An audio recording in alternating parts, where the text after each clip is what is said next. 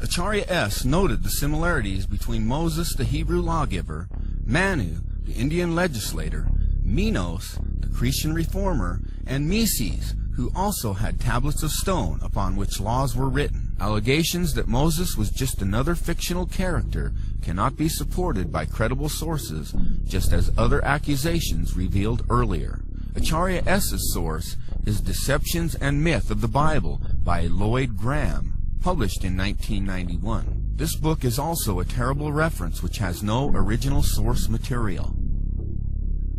It has been said that the Ten Commandments have been taken directly from the Egyptian Book of the Dead. All this proves is that the law of God is written on the souls of people. Throughout history, ancient civilizations have defined right and wrong, good and evil. Some have been very close to God's holy standard of truth, while others have been morally destitute and perverse. As the Apostle Paul wrote, "For when the Gentiles, which do not have the law, do by nature the things contained in the law, these, not having the law, are a law to themselves, which show the work of the law written in their hearts, their conscience also bearing witness, and their thoughts the meanwhile accusing or else excusing one another."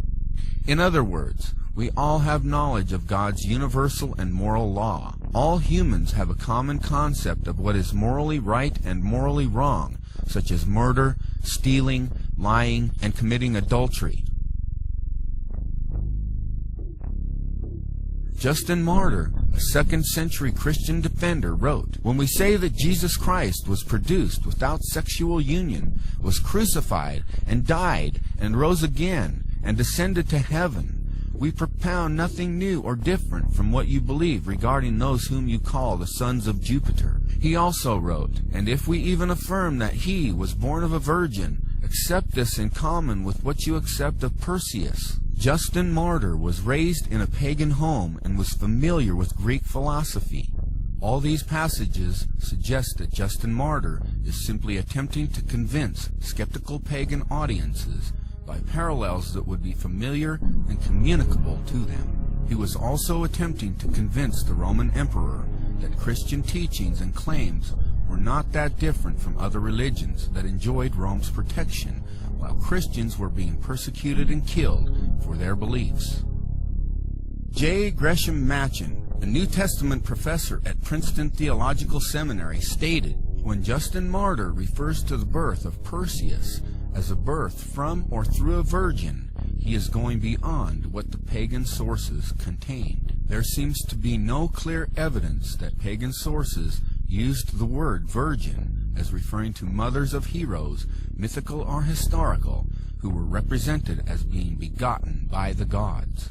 Justin Martyr also wrote, "From what has been already said, you can understand how the devils, in imitation of what was said by Moses, asserted that Proserpine, or Persephone, was the daughter of Jupiter, and instigated the people to set up an image of her under the name Cora, i.e., the maiden, or daughter, at the spring heads. For as we wrote above, Moses said, 'In the beginning God made the heaven and the earth was without form and unfurnished, and the Spirit of God moved upon the face of the waters.' In imitation, therefore, of what is here said of the Spirit of God moving on the waters, they said that Proserpine was the daughter of Jupiter. And in like manner also they craftily feigned that Minerva was the daughter of Jupiter, not by sexual union, but, knowing that God conceived and made the world by the Word, they say that Minerva is the first conception, which we consider to be very absurd, bringing forward the form of the conception in a female shape. And in like manner, the actions of those others who are called sons of Jupiter sufficiently condemn them." Justin did not argue that the demons or the devil copied Christian beliefs beforehand, but rather they copied the older Jewish beliefs. The simple fact that there are parallels between Jesus and other figures, including people in the Bible like Joseph, does not make either of them fictional.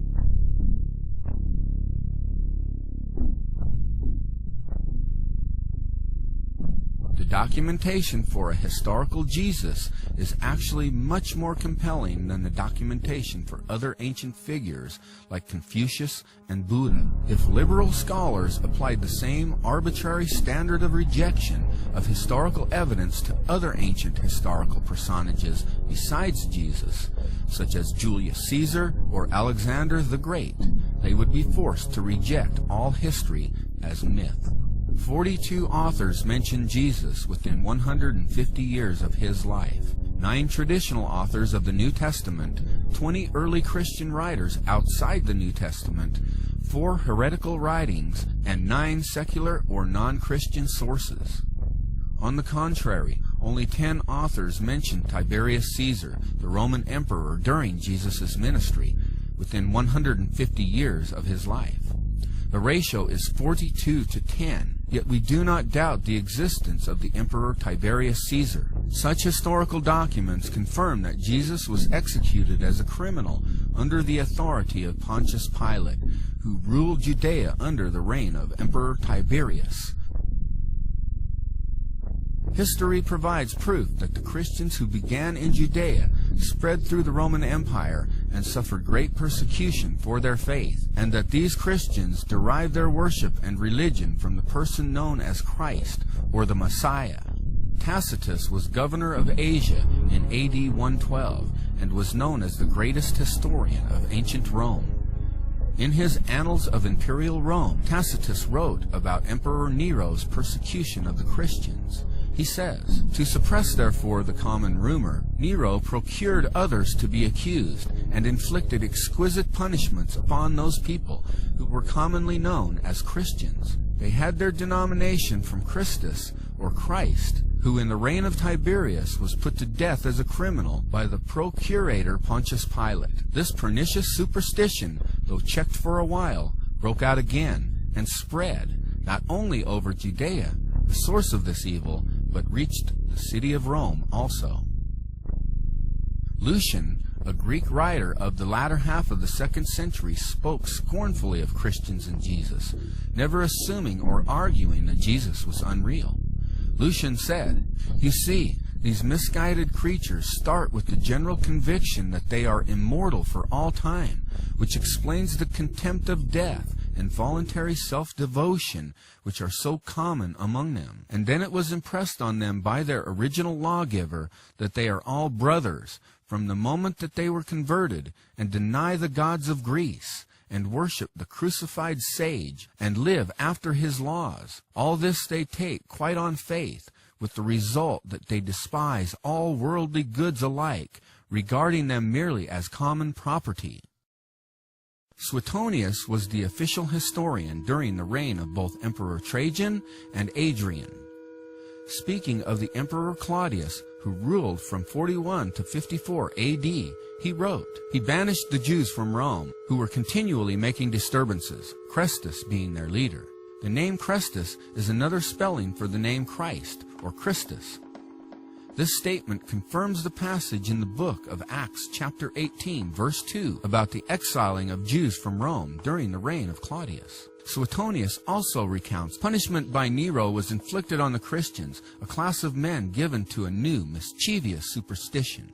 Suetonius confirms that Christians were suffering and dying for their conviction that Jesus had really lived, died, and risen from the dead, a mischievous superstition.